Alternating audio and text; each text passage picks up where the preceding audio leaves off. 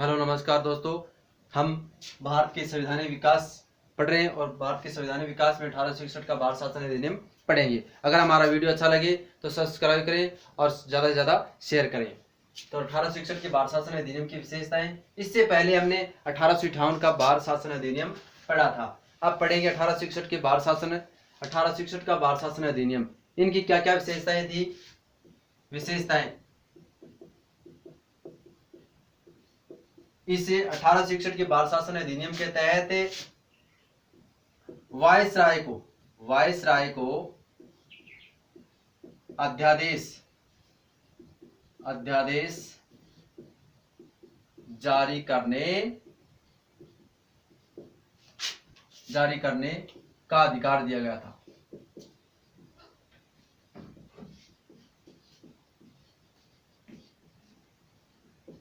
अध्यादेश क्या होता है? अध्यादेश आज वर्तमान में भारत के संविधान के अनुच्छेद 123 के तहत राष्ट्रपति को अध्यादेश जारी करने की शक्ति प्रदान की गई है। उसी प्रकार से 1861 के भारत शासन अधिनियम के तहत वायसराय को अध्यादेश जारी करने का अधिकार दिया गया था। आपातकाल के समय यानी वर्तमान में क्या होता है, अगर संसद का अधिवेशन नहीं चल रहा हो और कोई कानून बनाना जरूरी हो तो अनुच्छेद 123 के तहत राष्ट्रपति को अध्यादेश जारी करने की शक्ति प्रदान की गई है। उसी प्रकार से वायसराय को भी आपातकाल के समय आपात स्थिति में अध्यादेश जारी करने की शक्ति प्रदान की गई थी 1861 के भारत शासन अधिनियम के तहत। दूसरी विशेषता यह है कि विधेयक पर वायसराय को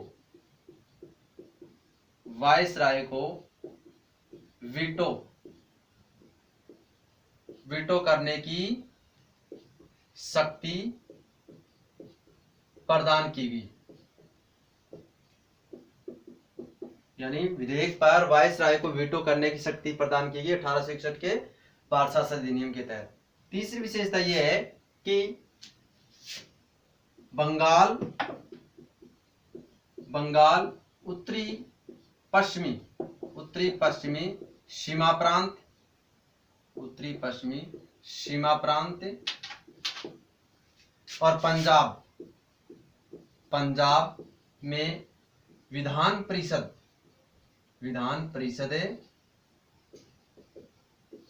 स्थापित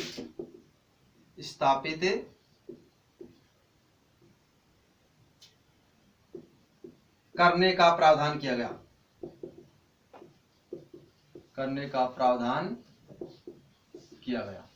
कहाँ का? बंगाल उत्तर पश्चिमी सीमा प्रांत और पंजाब में, और प्रावधान किया गया था। और इसकी स्थापना कब हुई? बंगाल में तो हुई 1862 ईस्वी में, उत्तर पश्चिमी सीमा प्रांत में 1886 ईस्वी में, और पंजाब में 1897 ईस्वी में, और विधान परिषद की स्थापना की गई थी। और इसकी विशेषता यह है, वायसराय की कार्यकारिणी परिषद में 4 सदस्यों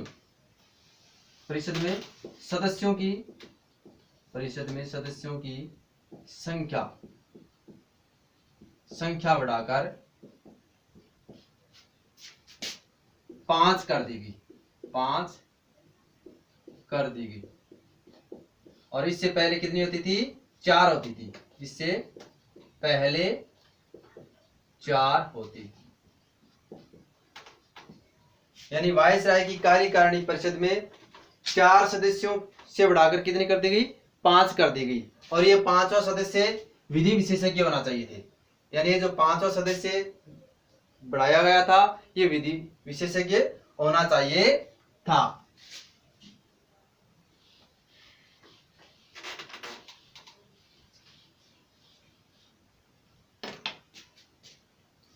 पांचवी विशेषता है बंगाल, बिहार,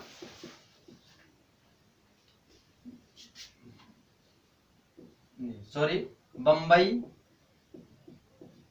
कलकत्ता, मद्रास। बंबई, कलकत्ता, मद्रास में उच्च न्यायालय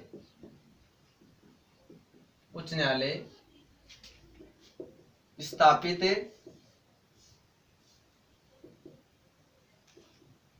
करने का प्रावधान किया गया।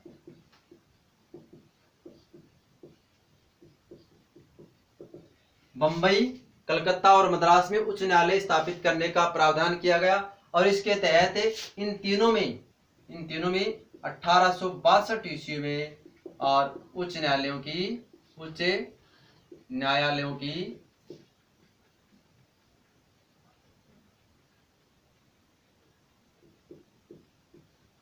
स्थापना की गई।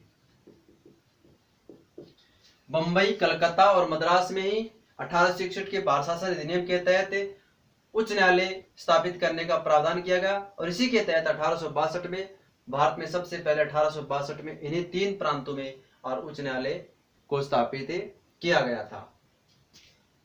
और इसी के तहत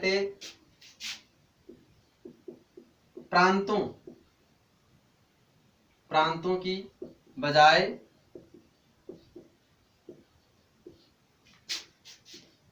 केंद्रीय विधान परिषद को या प्रांतों की बजाय केंद्र को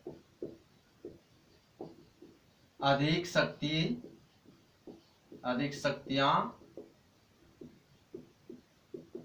प्रदान की गई। प्रांतों को की बजाय केंद्र को अधिक शक्तियां प्रदान की गई थी। और